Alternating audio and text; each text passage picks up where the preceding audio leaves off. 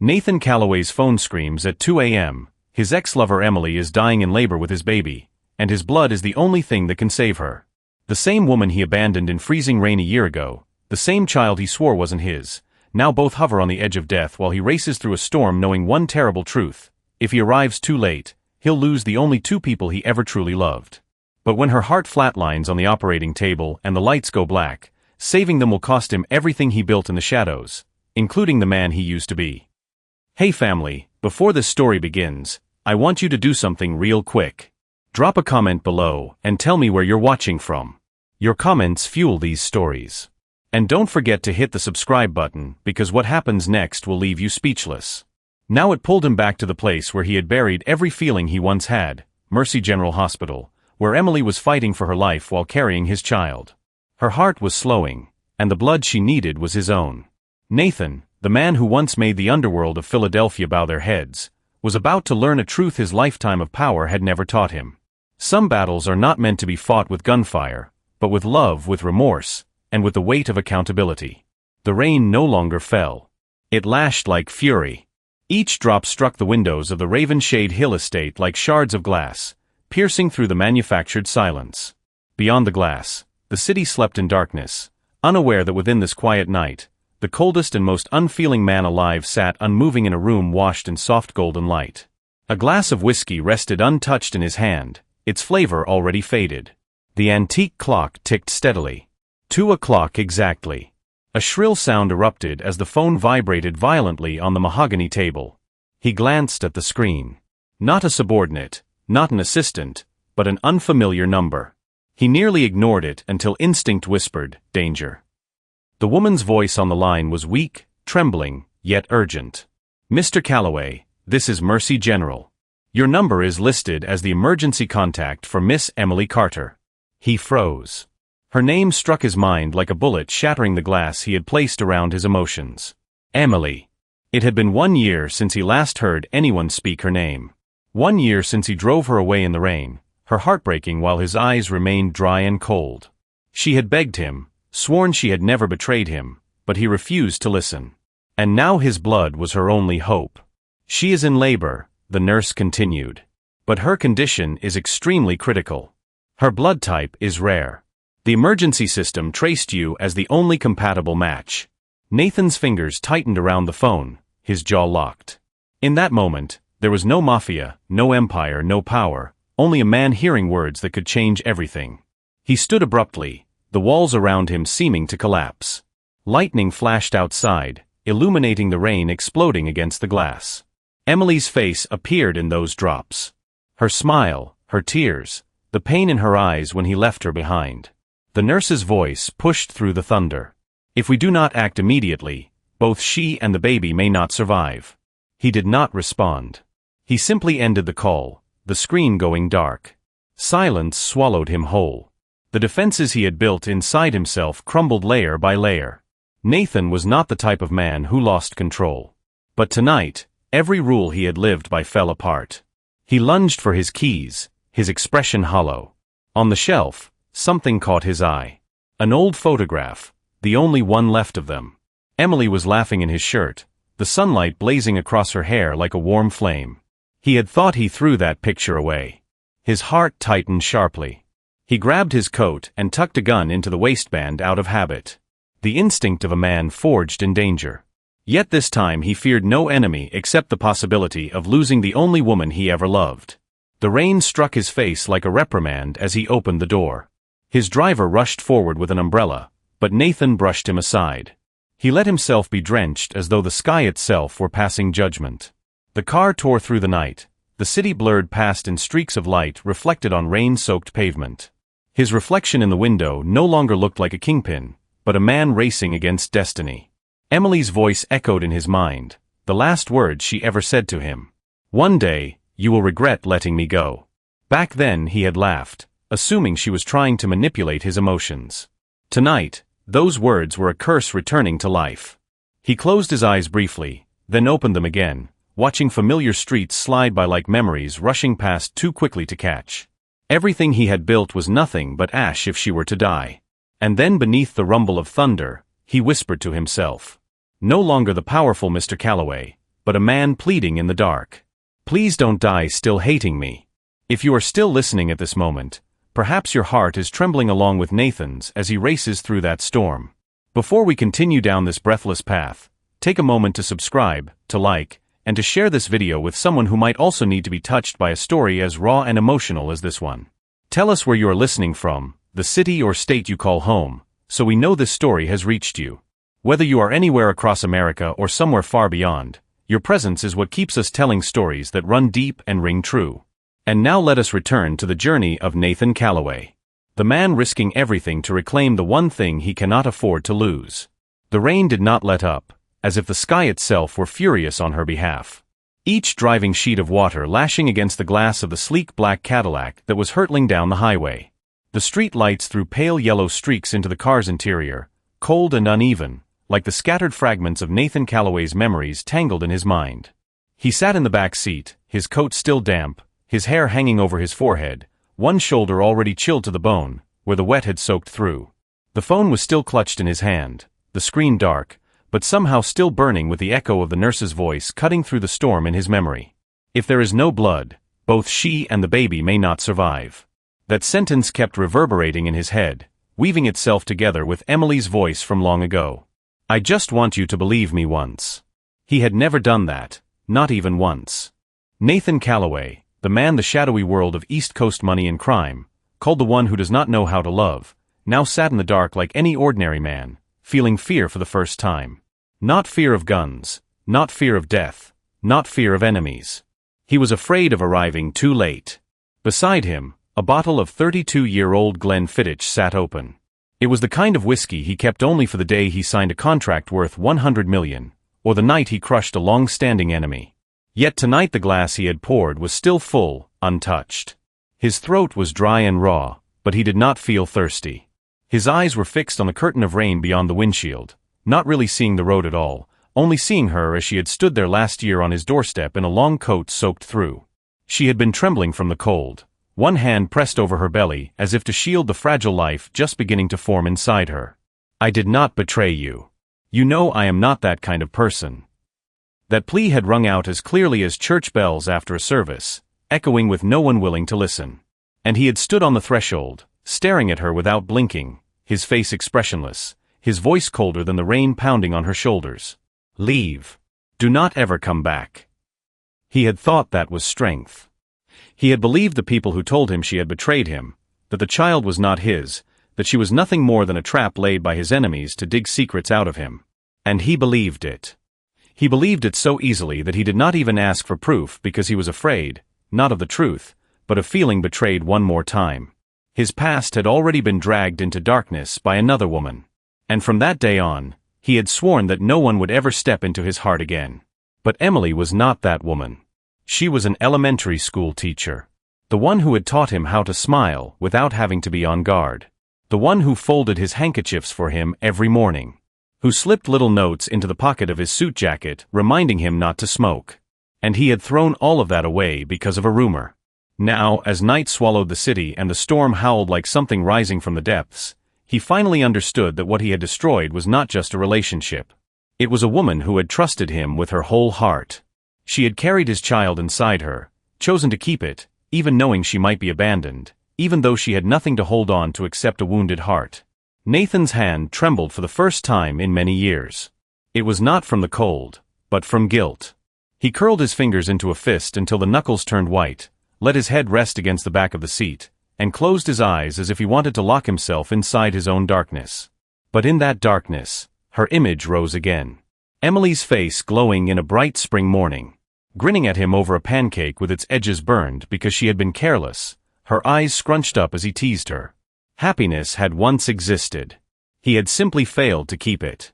And now he had only a few dozen minutes, only one rain-drenched stretch of road to try to repair what he had broken, if heaven allowed it. Outside, a jagged bolt of lightning split the sky, illuminating his reflection in the window. It was no longer the face of a cold-blooded kingpin, but the face of a man crushed beneath the weight of his own past.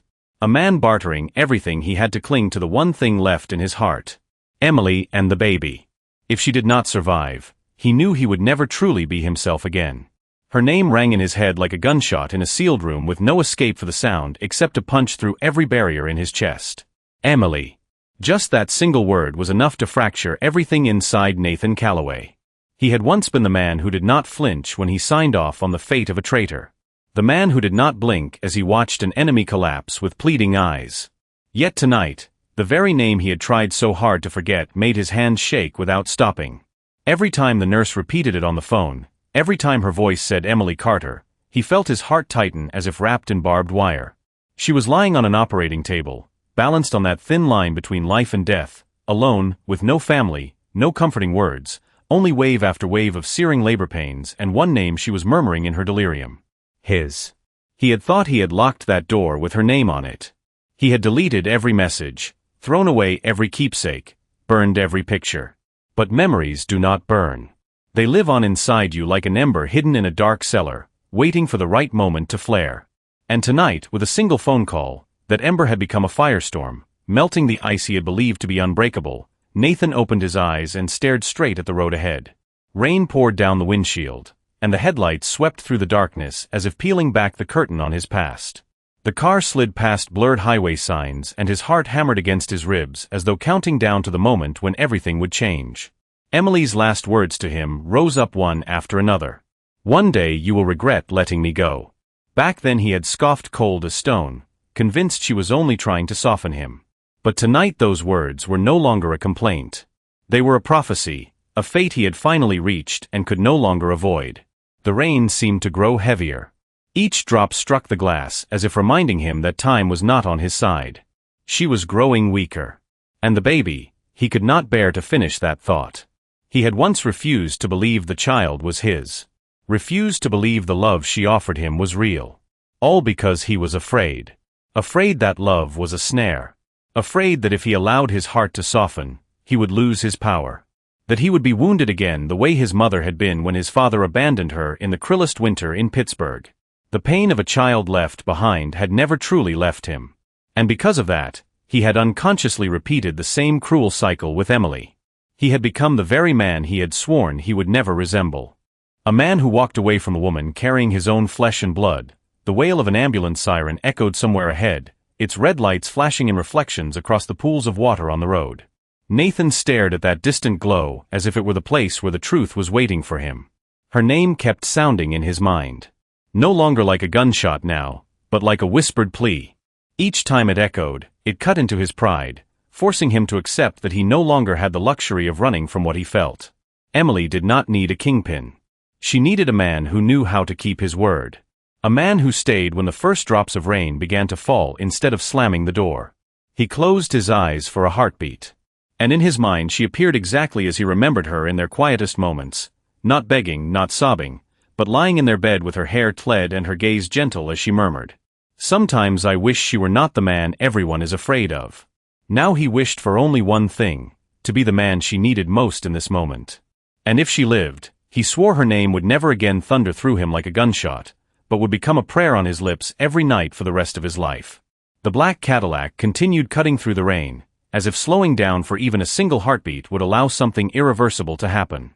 Inside the car, the silence felt suffocating, broken only by the rhythmic sweep of the wipers across the windshield, the relentless pounding of rain against the metal frame, and the uneven, unruly thudding of Nathan Calloway's heart. He sat upright, yet his right hand had already clenched into a fist on his thigh, his entire body drawn tight like a strained wire. Emily was lying somewhere out there in the storm in pain and utterly alone while he was trapped inside this metal box, racing against time and the consequences of his own foolish choices. Every time a street light passed and briefly illuminated his reflection in the window, he looked like a ghost. No longer the cold-blooded mastermind of underground dealings, but a man being suffocated by a past he could no longer outrun. On the front seat. His coat was still soaked through. The smell of damp leather, whiskey, and regret mingled into a heavy atmosphere that clung to him like a second skin. His memory, as it always did, began to betray him, dragging him back to days he had convinced himself he had forgotten. One autumn afternoon, in the tiny kitchen where Emily once lived, when she had wandered in circles baking an apple pie and completely ignored the oven timer ticking away, smoke had filled the room. The fire alarm shrieked, and she had laughed like a mischievous child, wiping her hands on a floral apron she used to joke she would only wear when she grew old. Nathan, the man who once used money to solve every problem, had stood there helplessly, baffled like a fool, not knowing what to do except wrap his arms around her from behind and whisper a sentence he never repeated again for an entire year afterward. "Do not ever leave me." Yet, he had been the one who walked away. He was the one who pulled his hand back first, the one who slammed the door while she was still standing there clutching her belly, pleading through tears, drenched in the early winter rain. He was the one who chose silence when she said, "If you do not believe me, then I have nothing left to hold on to." And he did not believe her because of a tip whispered by an informant who later paid with his life for betraying him. Because of a rumor murmured at a high society party that Emily had once contacted a land broker who had been at odds with Nathan. That was all it took for his trust to collapse like a building bombed from within. He had never verified the truth, never asked her directly. He chose the easiest path for a man like him, punishing her with abandonment. The last time she appeared, it had been only to say a sentence that now stabbed into every fiber of his heart. "I can forgive you for everything except believing this child belongs to someone else." He had turned away then without a word. She had walked off with a life inside her that had not yet taken its first breath. And Nathan never once looked back. That had been the first time he forced the person he loved most out of his life. And it might be the last. Because tonight, every promise he made, every word he never spoke, every piece of unfinished love was lying on an operating table where a woman fought to keep alive the child he once refused to call his own. A bead of sweat slid down his temple despite the icy cold car. He bowed his head, gripping the steering wheel until his knuckles whitened. If fate granted him even one more chance, he swore he would never repeat his mistake. Not once, not with her. Not with his child. The car turned onto the highway exit. The sign showing Mercy General 8 miles ahead, though Nathan knew time was shorter than any number printed on a board. He lifted his gaze, eyes fixed on the storm ahead. Behind him were memories that refused to stop chasing him. In front of him was the fragile hope waiting beneath emergency room lights and the monitoring machines that could fall silent at any moment. He would not allow himself to be late. Not this time. Not when her name still echoed in his heart like an unfinished prayer. The rain fell as if it were a verdict from the heavens. Not merely water, but icy lashes striking the road, the car, his thoughts, and every nerve in his body. The Cadillac had barely left the highway and begun the climb up the hilly road toward Mercy General when the sky seemed to erupt in fury. Winds howled, the trees on both sides of the road bending violently as though intent on tearing themselves out of the earth. The headlights cut into the dense sheets of rain, but only enough to reveal a few feet ahead. Beyond that lay a blackness without depth or end. The car skidded slightly as the tires hit a flooded patch, and Nathan clenched his teeth, his fingers locked so tightly around the wheel that the tendons strained. But he did not slow. He could not. Not when Emily's life and the life of their unborn child were hanging by a thread because he dared lose even a single moment. The GPS flickered in confusion as the storm scrambled its signal, and the robotic female voice repeating weather alerts only sharpened his impatience. His eyes stayed forward, but his heart lurched violently when a massive tree limb suddenly snapped and came crashing down across the road right in front of him. He jerked the wheel, the entire car lurching to one side, the back tire slipping off the pavement, the shriek of rubber slicing through the air. In that instant, everything slowed as if the world had been pushed underwater. He saw Emily lying on a hospital bed, her face pale, her thin arms wrapped protectively around her belly. He saw the look in her eyes the last time she turned away. Saw the distant glow of a delivery room light flickering like a signal from the edge of hell. Then the car slid into the metal guardrail. The impact slammed his head lightly against the side window, not enough to draw blood. The headlights flickered. Nathan gasped for breath, hands still welded to the wheel as if letting go might shatter him completely. The sky kept roaring. The rain kept pounding. Yet inside the car, all sound seemed to drift away until only his own heartbeat remained, pounding like a drum summoning a lost soul. He pressed the brake, exhaled sharply, then pushed down on the accelerator. The engine growled. The car climbed over the broken branch and continued forward. Cold sweat clung to his skin, but his eyes never left the road. Nothing would stop him. Not the rain, not the wind, not the past. Nothing mattered except reaching her in time to tell her he had been wrong, that the baby was his, that he wanted the chance to begin again. The rain stabbed the windshield like falling blades, but now they no longer felt like punishment. They were a test, a question for him alone to answer. Did he have the courage to make this right? The lights of the hospital began to glimmer through the trees in the distance, faint and wavering through the storm. Nathan pressed harder on the gas, his lips set, his eyes stripped of doubt. He knew that surviving this night would not erase his mistakes, but at least he would not carry the weight of regret to the end of his life. And if he failed, then this very storm would become the gravestone of a heart that once knew how to love, but never learned how to keep it. And he, a man who had made countless others kneel, was now nothing more than a man running toward the woman he should never have let go. The tires screeched against the slick concrete as the black Cadillac swung sharply into the emergency entrance of Mercy General, sending a burst of white spray up the outer wall of the hospital. Nathan Calloway slammed the brakes, the car skidding sideways for several feet before coming to a hard stop. He pushed the door open and stepped out without reaching for an umbrella, walking straight into the icy rain that struck his face like needles. His coat clung to his back. His shoes were soaked through. Yet he did not slow for even a single step. The glass door slid open, and the sterile cold of the hospital rushed toward him, along with a familiar sting of disinfectant. The harsh white neon lights stripped everything bare, revealing his rain-drenched face, his bloodshot eyes, and the fierce determination burning beneath them.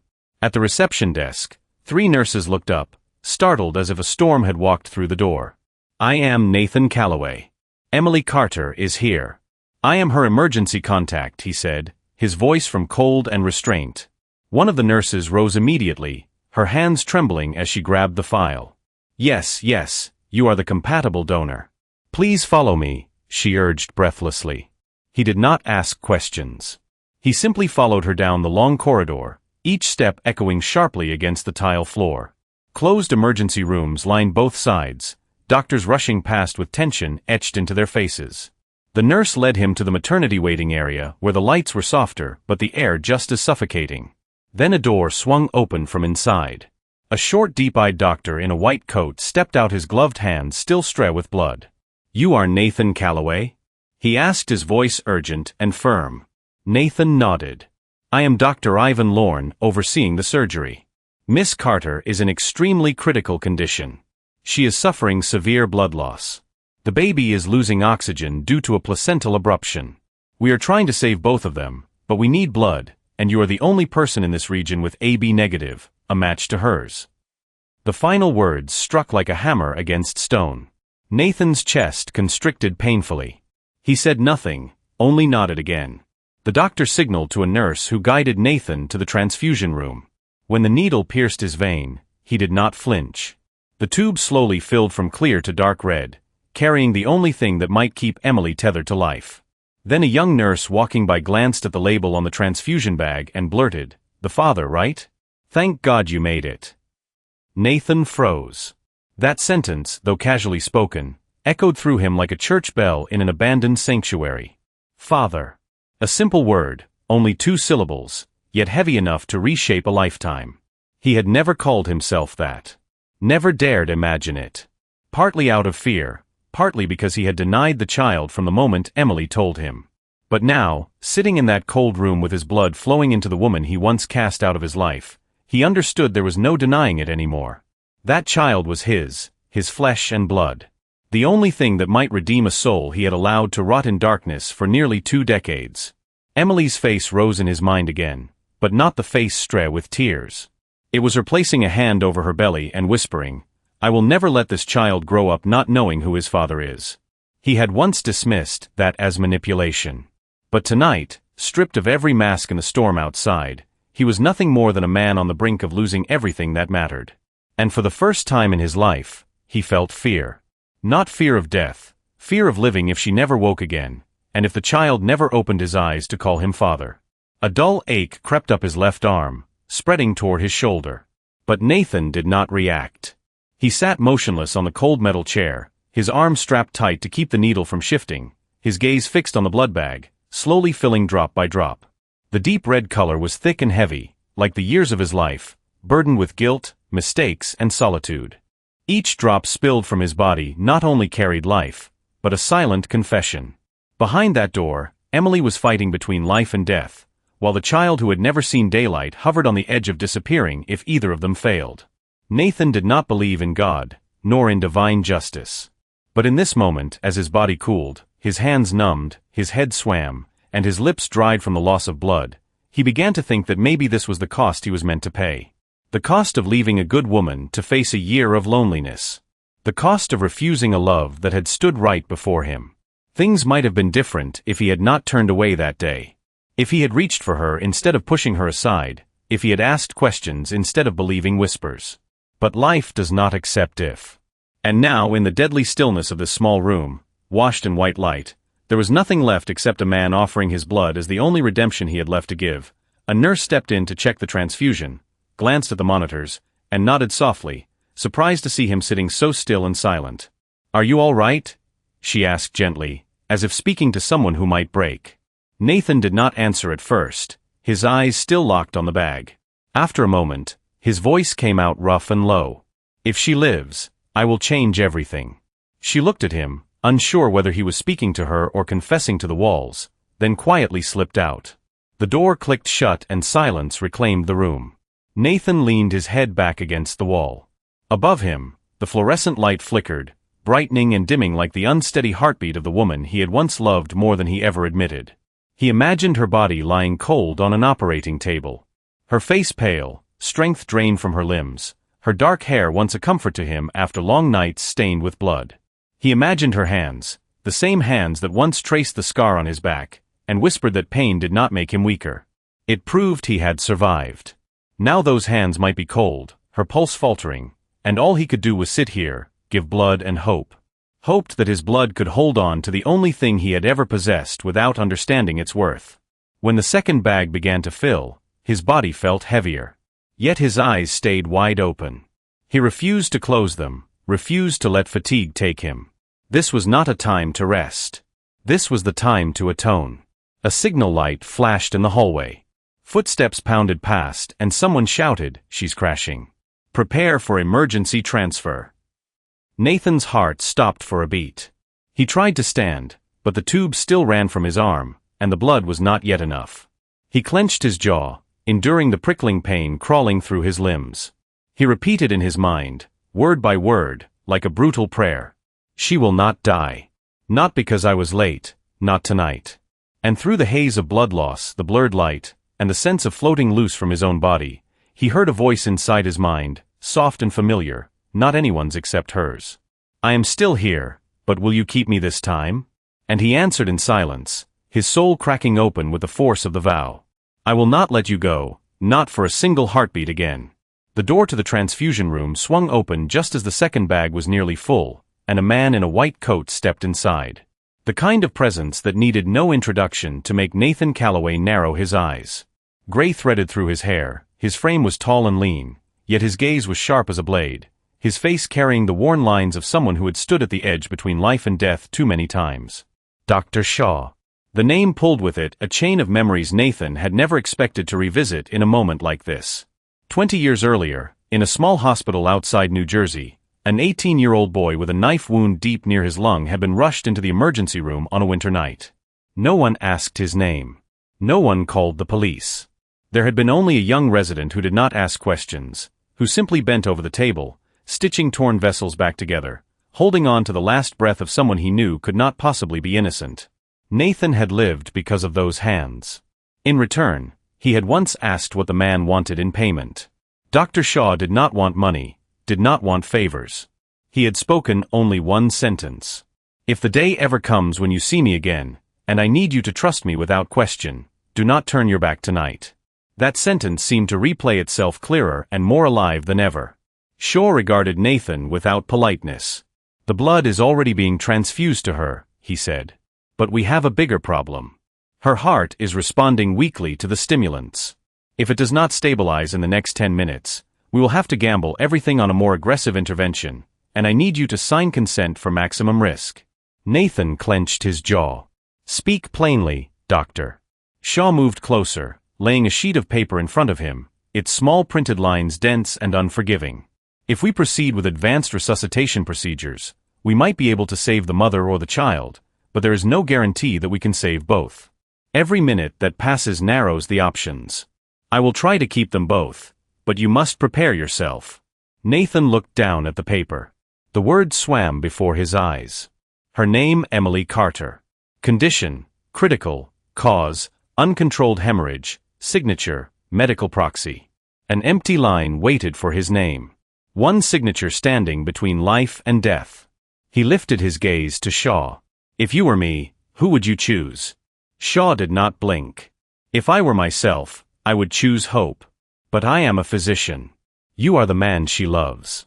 You must answer that question on your own. Silence stretched between them like an endless chasm. Two men linked by a debt that could not be settled with numbers. Then Nathan took the pen and signed his name in a stroke so hard the ink nearly tore through the paper. Shaw nodded, folded the document, and turned away. At the doorway, he paused. I have watched many people go, he said quietly, but even unconscious. Her eyes keep turning toward someone. She repeats your name like a plea. Nathan faltered. It felt as if someone had reached into his chest and squeezed his heart in a fist, hovering between life and death. Emily was still calling him. Even though he was the one who had cast her out, the one who had left her to walk through all of this alone. She still called for him as if he were the last light left to cling to. Dr. Shaw stepped out, leaving Nathan alone with the realization that for the first time in his life, no power, no fists, no gun in his jacket could do anything. Only trust, memory, and a mountain of mistakes demanding payment with the life of the woman he loved. He leaned back against the wall, eyes fixed on the ceiling, and whispered as if confessing to himself, I owed you one life once. Now I owe her an entire lifetime. In that instant, Nathan understood more clearly than ever that the greatest debt is not money and not blood. It is love squandered and thrown away. And if Emily survived, he would spend the rest of his days paying it back. Not with words, with actions. Day after day, second after second, every heartbeat left in him. An alarm tore through the corridor, shrill and brutal, like a blow driven straight into Nathan Calloway's chest. All other sounds in the hospital seemed to fall away as three urgent words rang out over the intercom. Code red, Operating Room 7, Patient Emily Carter, cardiac arrest. In a sliver of a second, the blood inside him felt as if it had turned to ice. He lurched to his feet, the tubing still dangling from his arm, blood spilling from the needle prick that had not yet been properly dressed. A nurse shouted for him to stop, but he was already out the door, moving like a storm unleashed. His heart pounded wildly, no longer from blood loss, but from the most primitive fear of all, losing her. The hallway stretched before him like an endless tunnel. Every step was another beat of desperation. Every hospital doorway he had ever walked through in his life had been for pressure, for negotiation, for threat. Today, he pushed his way through the doors of the operating room like a man staking his own soul. Two nurses moved to block his way, but never had the chance. Nathan shoved them aside, and the door flew open. The harsh surgical lights blazed into his eyes. The machine screamed, and Dr. Shaw was shouting orders to his team. Continue compressions. Prepare adrenaline. We have no rhythm. Emily lay motionless on the table. Her skin a ghastly white. Her lips blue. Her eyes closed as if every last trace of light had left her. A nurse saw Nathan rushing in and instinctively moved to stop him, but Shaw lifted his head, his gaze locking with Nathan's for a fraction of a second before he gave the smallest nod. No one tried to bar him again. Nathan stood frozen as he looked at the body he knew so well lying there beneath the surgical drapes. Wires trailing from her chest, the lines on the monitor collapsing toward nothing. And then, without knowing why or how, some instinct in him took over. He moved to her side, dropped to his knees, and laid his trembling hand over hers, cold as ice. He bent his head until his lips were near her ear, and spoke in a voice he had never heard come from his own throat. Emily, if you can still hear me, please do not go. I am here now. This time I am not leaving. It is my fault. All of it is my fault. But if you come back, I swear I will never let you spend another moment in loneliness. 1 second passed, then another. Nothing changed. The doctor kept pressing on her chest. A nurse injected adrenaline into her heart. The screen remained a flat, merciless line. Nathan lifted his head, his eyes wild and haunted, then leaned closer until his forehead pressed against hers. You once told me that even if I turned my back, you would still love me, he whispered. Now I am asking you just this one time. Choose to stay. Choose me. Choose our child. He spoke into the rhythm of the machines that no longer marked a heartbeat. And then, as if someone had tugged on the thin thread suspending her between two worlds, the monitor emitted a single beep, then another. The The flat line quivered. Slowly, it began to rise. A pulse returned, a trace of rhythm. Her heart began to beat again. The room held its breath for a fraction of a moment before erupting in motion. Nurses cried out that they had a rhythm. Dr. Shaw said nothing, only barked orders to stabilize her blood pressure. Nathan released her hand and staggered back, his body gone weak, his spine pressed against the wall, his hands shaking as if with fever. He did not know what had just happened, or whether his desperate words had reached her through the dark, but she was still here. She had not gone, and that alone was enough to keep him standing. A nurse came to his side and touched his shoulder lightly, but he said nothing. His eyes never left Emily. Her face was still pale, but her chest rose and fell in faint, steady movements. She was breathing. She was alive. There was hope. And if a heart could begin beating again after it had stopped, then perhaps love too could be brought back from the depths, even after it had been buried in shadow. The steady beeping from the monitor was not enough to make Nathan Calloway breathe easier. Emily's heart had begun to beat again, but that was only the first step in a battle where everything remained fragile. She was still deeply unconscious, her blood pressure rising and falling without rhythm, and the child inside her still had no guarantee of survival. The entire emergency room felt strung so tight it might snap. Every breath waited with the fear that it might be the last. Dr. Shaw strode quickly to the head of the bed, eyes fixed on the charts, muttering rapid medical terms that sounded like the frantic notes of a storm pressed into words.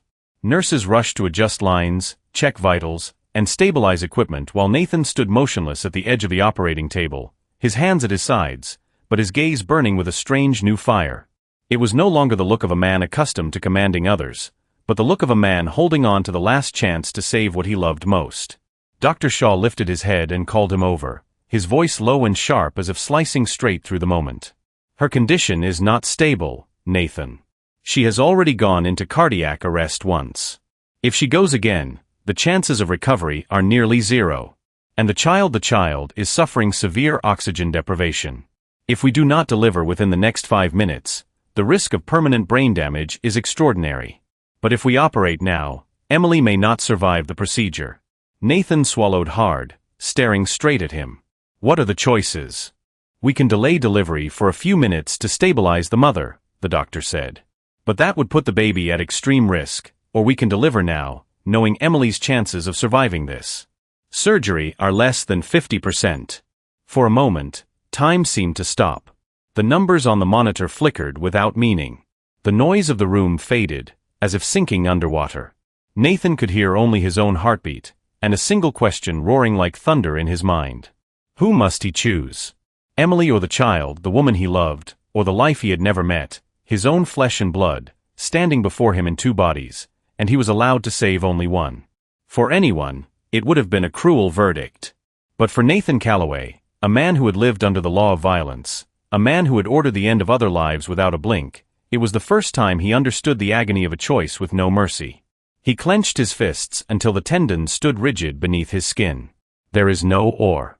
Save them both. I will not lose anyone. Dr. Shaw frowned. Nathan, you need to understand. But Nathan cut him off, his eyes sharp as ice, though his voice broke in places. You said you would choose hope. Then fight for it now. She called my name when her heart stopped.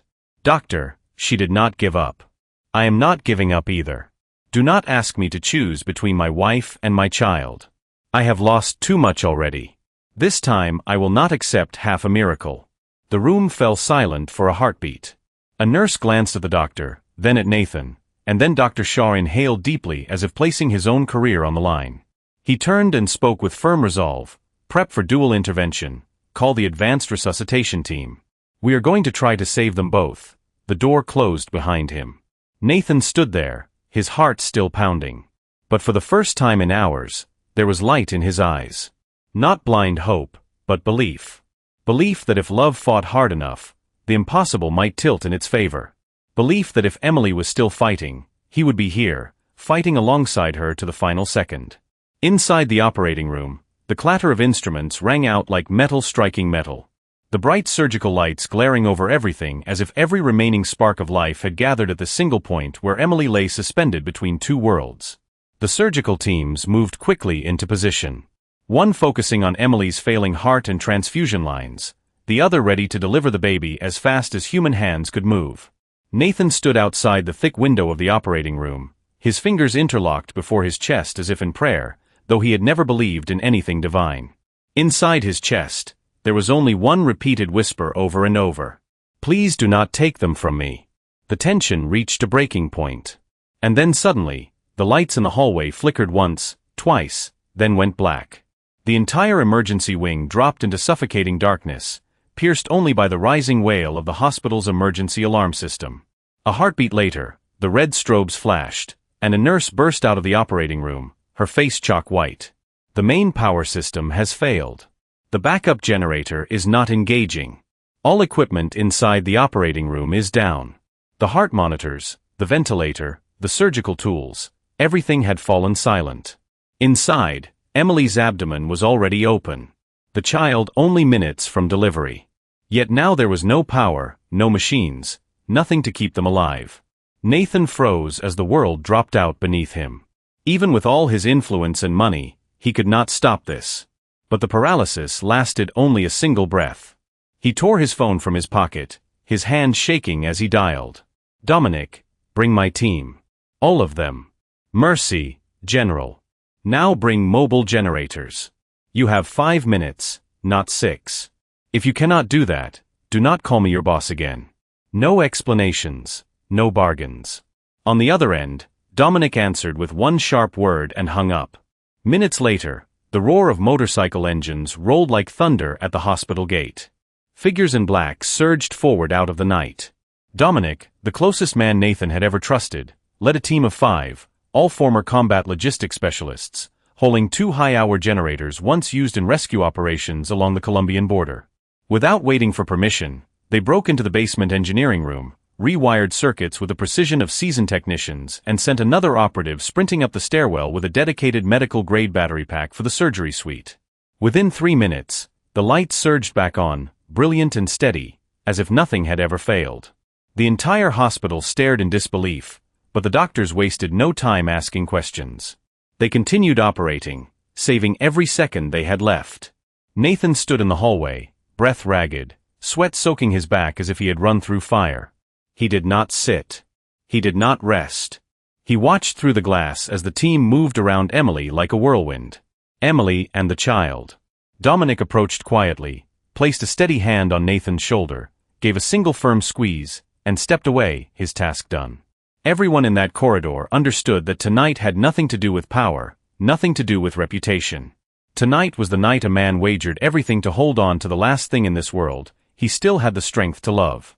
And in the darkness, when the most advanced systems failed, it had been determination, loyalty, and something dangerously close to love that brought the lights back. Machines can stop. Hope does not. Life may be fragile, but as long as someone is willing to run into the storm for it, there is still a chance. And Nathan Calloway, once feared as a kingpin, had become something else entirely. He was a father fighting for his child, a man fighting for the woman he loved, and a soul learning how to rescue not only their lives, but the part of himself he had let die many years ago. The cry that split the bright operating room rose like a streak of lightning straight through Nathan Calloway's chest, shattering every layer of ice, every fear, every restraint he had carried all his life. It was not the crack of gunfire, not the scream of someone begging for their life. Not any sound that belonged to the world of blood and power he ruled. It was the most primal sound, the purest, most sacred sound a man who had once lost everything could ever hear. It was the sound of his son's first cry, released on the razor-thin line between life and death. In that instant, the whole world seemed to stop. Nathan stood frozen outside the operating room, his eyes unblinking behind the thick glass. His heart pounded wildly, no longer bound by logic or habit, only by the raw instinct of a man who was for the first time being called a father. Inside, the obstetrician lifted the baby, a tiny body, purple-tinged and slick with blood. Yet his cry rang out with fierce insistence, a declaration to the universe that he had arrived, that he had survived, that he existed as proof that love never truly disappears. A nurse wrapped the child in a white blanket, tucking him in snugly, wiping away the blood, then quickly checked his heartbeat, his lungs, his reflexes. Everything moved like a storm in fast motion. But Nathan stayed rooted to the spot as if nailed to the floor. He could not tear his gaze away from that small form. Could not look away even as every muscle in his body trembled with exhaustion and emotion pressed down to the breaking point. And then something happened that he had never dared imagine. A nurse stepped out, came up to him, her face still drawn tight with strain, but her eyes brightened by a glimmer of hope. She did not say much. She simply nodded and gently placed the baby in his arms. Nathan reached out, and the very moment his arms closed around that tiny life, his body trembled as if struck by a bolt of current. The child weighed less than 3 kilos, his little frame fitting entirely within the arms that had once drawn guns, tightened around throats, and guarded an empire in the shadows. But now, those same arms cradled the most fragile, most untouched thing he had ever held, his son. The baby's eyes were not fully open yet. His mouth pressed into a small pout, as if offended at being pulled out of the warm shelter he had known. Nathan bent his head, brushed his lips gently against his son's forehead, his breath breaking apart like a whispered confession. He said nothing, but in the wet shimmer of his eyes lay every apology, every promise, every moment he should have been there and was not. He was the man who had walked through death and danger. The man whose hands did not shake at any life or death decision. Yet in that moment he felt weaker than he had ever been. Not because he feared losing something, but because for the first time in his life he had something he wanted to protect at any cost. A doctor passing by laid a hand on his shoulder, murmuring that Emily had not woken yet. But her responses were stabilizing. The surgery was ongoing. They could not promise anything, but she was alive, and that was a beginning. Nathan nodded, though his eyes never left the child. His broad hand trembled as he touched his son's tiny fingers. The baby curled his hand around one of Nathan's fingers by instinct, holding on with a surprising strength, as if anchoring him to the world. In that instant, Nathan knew that whether Emily woke or not, whether tomorrow was kind or cruel, his life would never be the same. A new chapter had opened, and on the first page there was no blood, no power, no shadow, only the echo of a cry, soft skin, a fragile breath, and a single word swelling inside his chest. "Father," he bent down again, pressing his cheek to his son's, and whispered from the deepest chamber of his soul, "Welcome, little warrior. You are here now, and your father is ready to learn how to love from the very beginning." The recovery room was so quiet that the ticking of the clock on the wall could be heard clearly. Each click marking another second in the countdown to something sacred about to unfold. Outside, the sky was still heavy. The rain had not stopped completely, but had softened, falling in scattered drops that tapped gently against the fogged window pane. In the soft wash of warm yellow light, Nathan sat in silence by the bed, his hand wrapped around Emily's, like the last strand keeping him upright after everything that had happened. The baby had been taken to the nursery, and now this room held only 2 people, one who had just crossed the threshold of life and death, and one who was learning how to become human again. She had not woken in the 4 hours since the surgery, but the steady beat of her heart, and the gentle rise and fall of her breath offered a hope that had never felt so tangible. Nathan's gaze never left her face. The face he had conjured in dreams thick with regret. The face he had run from during those foolish months when he told himself that leaving her was the only way to keep her safe. Now staring at the faint flutter of her lashes, at the pale skin still marked by the redness left from tubes and tape at her neck and wrists, he saw a woman who had fought like a warrior, not only for herself, but for the small life lying in a crib down the hall, and for the man who had wounded her more deeply than any injury to flesh. A tiny movement in her fingers made him jump. Then her lashes quivered again, slow and fragile like a butterfly's first attempt to move its wings after a long sleep. Her eyes opened gradually, clouded and unfocused at first, then slowly clearing. She looked up at the ceiling, then turned her gaze to the side, and her eyes met his. Nathan's grip on her hand softened, a shaky smile pulling at his mouth. "Hello," he whispered, his voice like someone who had nearly lost it. Emily stared at him for several long seconds without blinking. Then a flicker of recognition crossed her face, her eyes narrowing slightly, not with confusion, but with clarity sharpened by memory.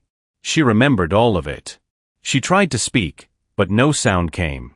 Only a faint rush of air between parted lips. Nathan leaned in, worried. "Take it slow. Do not try to talk yet. You are safe now, and so is the baby."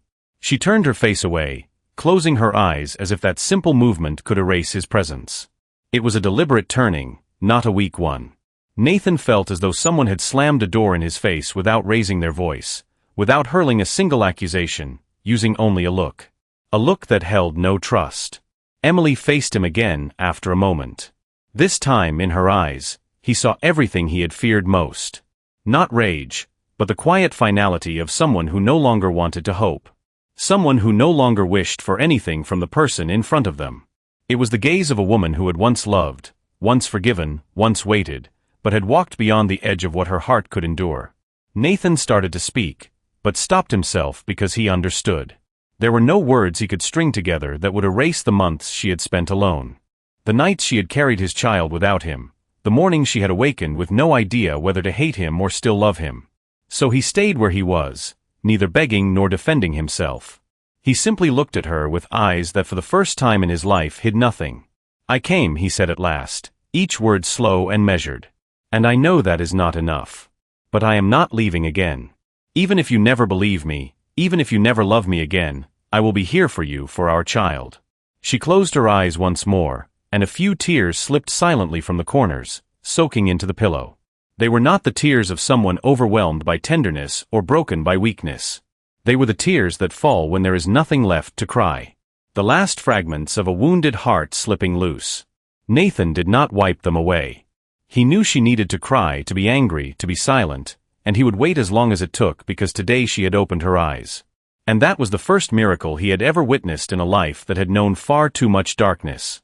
The room remained steeped in silence after Emily closed her eyes and the quiet tears slid down the white pillow, and Nathan Calloway stayed exactly where he was, unmoving, his gaze resting on her with a pain he had never known. He had once faced underground trials, stared into the eyes of traitors as he handed down their fate, listened to pleading voices collapse into despair. Yet nothing had ever pierced him the way it did now. As he watched this woman turn her face away as though his very existence no longer held meaning. She did not scream why, did not hurl accusations or bitterness, but her eyes had already shown him the lonely fractures he had left her to carry alone. Emily did not cry out the question, but Nathan repeated it inside his own mind until it haunted every breath he took. Why had he walked away at the moment she needed him most? Why had he chosen not to believe her? Why had he left the woman who loved him with her whole heart to weather fear and cold and the growing weight of a child she had carried without knowing whether the man who fathered that life would ever return? He watched her for a long time until the hand holding hers tightened again, as if he feared the smallest loosened grip might allow her to disappear. When he finally spoke, his voice came low and rough, breaking apart like dust shaken loose from long-forgotten words. "Emily, I am not asking you to forgive me. I am only asking you to listen to me once." She did not open her eyes, but he knew she could hear him. Even if her heart wanted to lock itself away from everything, she was still here, still breathing, and he still had a chance, however faint. "I once believed leaving you was the best way to protect you. I carried too many enemies, too much darkness. I was afraid that if I kept you by my side, one day you would be swallowed by the same cold and brutal world that shaped me. But I was wrong. I was wrong not to ask if you were willing to face it with me. I was wrong to let you fight alone in a battle where I should have stood in front. And I was wrong not to realize that losing you was the most terrifying thing in my entire life." Emily stirred slightly, her lashes trembling, her face still calm, but something deeper shifting beneath the lids that hid her eyes. Nathan continued, his voice tightening as though something lodged in his throat. "When I heard your voice at 2 o'clock in the morning, I did not think of anything except getting to you. Not out of duty, not because of a title, but because my heart knew that if you vanished, I would not be able to go on. Not for one more day, not for one more hour, not even for one more minute. And when I saw you lying there, cold, weak, barely alive, I knew if you did not survive, then the rest of my years would mean nothing." She opened her eyes slowly, tiredly, but they lifted to him like a question that needed no words. Nathan held his breath, watching her as though she were the only answer he had ever sought, and never dared write down. Then he bowed his head like a man surrendering his last defenses. "I never stopped loving you, Emily. Even when I tried to bury it, tried to drown it with silence, with distance, with meetings held around murderers, with sleepless nights and cold whiskey, it was still there right here." He pressed his hand over his heart where it beat unevenly like a frightened child waking from a nightmare. That love never left. It was only buried beneath fear and selfishness. "But I am done running. You do not have to forgive me. You can hate me for the rest of your life, but I will still be here every day, little by little, until you see that I did not come back to atone. I came back because I love you truly." Emily did not speak, but her tears fell quietly. Tears that had formed long before, only now finally finding the strength to leave her eyes. She turned to him again, and the look she gave him was no longer sharp with ice. It was tired, but something in the wall she had built around her heart had begun to crack. And for Nathan, that single look was enough to keep him going. Not as a kingpin who once held the city in his hands, but as a man willing to risk everything just to hear her say, even once more in this lifetime, that she had loved him too. The first light of morning slipped through the frosted glass of the recovery room, gentle as a whisper of life returning. And outside the window, the sky after the night storm seemed washed clean, blue, and strangely still. The room no longer held the frantic chorus of machines from hours before, only the steady beat of a heart monitor and the slow breathing of the woman who had just come back from the edge. Emily rested her head against the pillow, her body still fragile after surgery, but her eyes were clearer now, no longer lost. Beside her, Nathan sat at the edge of the bed, his hand wrapped around hers, saying little, only glancing at her from time to time, sometimes tightening his grip as if to remind her he was still there. Then the door opened gently, and a young nurse stepped inside, carrying a small bundle wrapped in a white blanket, her eyes brightening when she saw Emily awake before she turned to Nathan as if waiting for permission.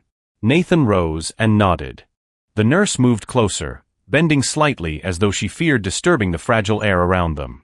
"Hello there," she whispered softly. "Mom can finally meet her son." Emily tilted her head, her gaze landing on the tiny life cradled in the nurse's arms, and something broke open inside her.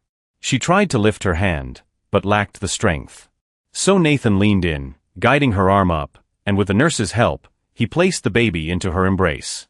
It was the first time Emily had seen her child, his small face, his eyes still closed, his tiny hand twitching with instinct, as though searching for the warmth of the woman who had carried him through months of fear and uncertainty. A sound caught in her throat, not quite a sob, and tears slid down her cheek tears, not of pain, but of everything she had survived and everything she thought she had lost. Nathan froze, then slowly sat beside her, his arm slipping gently behind her, holding both mother and child in a careful embrace, as though even the slightest wrong movement might shatter the moment like glass. In that small, quiet space, the past fell silent.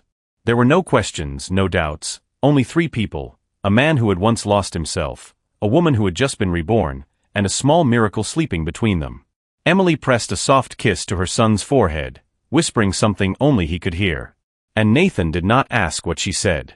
He simply watched them as if the universe had condensed into that single scene. A doctor stepped in for a quick check, smiling when he saw how quickly Emily was improving. "We have never seen a recovery quite like this," he said, glancing at Nathan with a measured look. "Perhaps it is the will to fight or the person beside her." Nathan said nothing, only nodded, his eyes fixed on his son. For the first time in his life, he felt small. Not the man who once made others tremble. Not the name whispered in shadowed rooms, but a man learning how to be a father. Learning how to love without fear. Emily looked at her baby, then at Nathan, her voice still weak, but steady and deep like a spring returning to flow. "He needs a name." Nathan nodded. He had hoped for this moment, though he never dared to speak first. He knew that even if this child bore his blood, the right to name him could not come from a man who had walked away. A man relearning love from the ground up. But Emily did not turn away. Her forgiveness was not complete, but her gaze no longer held walls. She opened a door by asking him, "What name do you think suits him?" It was a small question, but to Nathan it was a doorway he had not dared to reach for until she offered it. He looked at the child and whispered, almost asking himself, "Jonathan." Emily furrowed her brow gently, tilting her head, her eyes waiting for something deeper. Nathan exhaled slowly and continued, his voice dropping. "When I was a boy, someone who took care of me in the orphanage gave me that name. He was the first person who taught me how to write it. But he was also the first person killed for hiding me. That name was all he left me before I ran from that place and stepped into a life with no way back. I never used it again until today. I think it is time for it to carry a new meaning. Not the beginning of darkness, but the beginning of light." Emily looked at their son and smiled softly. "Jonathan," she repeated, tasting the name with all the love she had left. "And his middle name." Nathan hesitated, then smiled faintly. "Carter, it is your name. I want it to be a part of him, something no one could ever take away." Her eyes flickered. Then she nodded. "And his last name?" Nathan bowed his head, not answering right away. "If you do not want him to carry the name Calloway, I will understand." But Emily shook her head, her voice gentler. He is ours, and if I had the strength to carry him this far, then I am strong enough not to fear your past repeating itself." She looked at the baby and whispered as though christening something sacred. Jonathan Carter Calloway. In that moment, the name did not sound like mere words, but like a vow not only among the three of them, but between past and future, between mistakes and hope. The baby stirred lightly in his mother's arms, his tiny hand curling around her finger as if to say he had heard his own name. Nathan bent down, kissed his son's forehead, then looked at Emily with gratitude, and not because she had forgiven him, but because she had given their child a chance to live with a name carrying not a burden, but hope. Jonathan Carter Calloway, born in a night of storm and shadow, now called into being by the first morning light they had ever shared together. The afternoon settled gently through the hospital room's window, the soft golden sunlight draping everything in a warm, quiet glow, and the air itself seemed to pause, free from hurried footsteps, or the heavy rhythm of machines, leaving only the steady breathing of a newborn sleeping in his mother's arms, and the unwavering gaze of the man who had once lost them both. Emily leaned back against the pillows, her eyes tired but peaceful, her fingers brushing lightly through her baby's hair as she glanced at Nathan now and then, as if to reassure herself he was truly still there and would not vanish the way he once had. And Nathan, sitting at the edge of the bed, kept his hands clasped tightly together on his knees, not to command, not to intimidate, but to hold in place something fragile and overwhelming stirring deep inside his chest. For years, no one had taught him when a man was supposed to cry. No one had told him what real loss felt like. Not until he nearly lost Emily. Nearly lost his son before even knowing his face. He watched mother and child for a long time. And then without prompting, without seeking permission, he spoke. Driven by a truth he could no longer keep buried. "I used to believe there were things I could control with power, with money, with guns and fear. But when I saw you lying there, your heart stopped and no one could promise me you would live. I realized none of it could save anything. It could not save you. It could not save him. And it could not save me." Emily did not answer right away. She simply listened the same way she had once listened to his half-spoken thoughts, the things he always hid beneath the hardened armor of a man feared by so many. But now his voice carried no armor, no strategy, no cold certainty, only the tremor of a man learning for the first time what it meant to be afraid. "I cannot live another day if it means going back to the man I was. I cannot return to blood, to shadow deals, to nights no one knew where I was, to leaving you waiting in fear that I might never come home. Jonathan deserves a father he does not have to hide.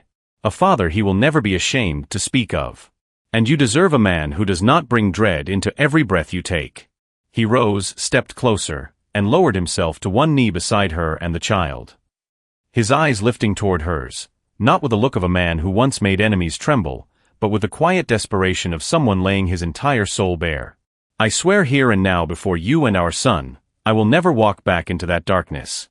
No more deals, no more steps into the old world. If I must let go of everything just to stand in the life of my child, I will." Emily looked at him, and for the first time in so long, her eyes filled with tears not born of heartbreak, but of a fractured heart trembling at the chance to heal. She did not ask whether he could keep that promise. She only placed her hand on the baby's head, then gently on Nathan's shoulder, a touch as soft and startling as a heartbeat returning. "Do not promise for me," she whispered. "Promise for yourself. For him. The dark cannot follow you forever if you truly want to step out of it." Nathan nodded, pressing his hand against his own chest, where his heart pounded wildly beneath the fabric. "I promise." No witnesses were needed. No ceremony required. In that sunlit room filled with the breath of a newborn child, the promise seemed to carve itself into the air, into the walls, into the deepest parts of the two people who had once broken each other. It was not an ending. It was a beginning, the beginning of a man choosing the light after a lifetime in shadow, not to escape, but to become worthy of love, of life, and of the name Jonathan Carter Calloway. 3 weeks later, in a small home on the northern outskirts of Oregon, there were no more ringing phones, no more midnight calls heavy with orders, no more strangers in black suits waiting at the gate each late afternoon. There was only the soft laughter of a baby drifting to sleep in his mother's arms, and the steady footsteps of a man who had once made the underworld bow, now moving carefully across a sunlit living room while holding his son. Nathan Calloway was no longer a name whispered in FBI briefings or hidden ledgers. Everything that belonged to the darkness he had left behind, just as he had promised Emily and their child. The scars on his hands remained, but they were no longer symbols of power or survival. They were reminders that some battles were meant to end in love. That morning, as he changed a diaper without help, clumsily mixed formula with surprising patience, and kissed Emily's forehead before she drifted back to sleep, he understood that he was living an entirely different life and peaceful, because danger had vanished, but precious because it was finally worth protecting. He had nothing left to prove, no one left to intimidate, only a son growing a little more each day, and a woman who had forgiven the unforgivable.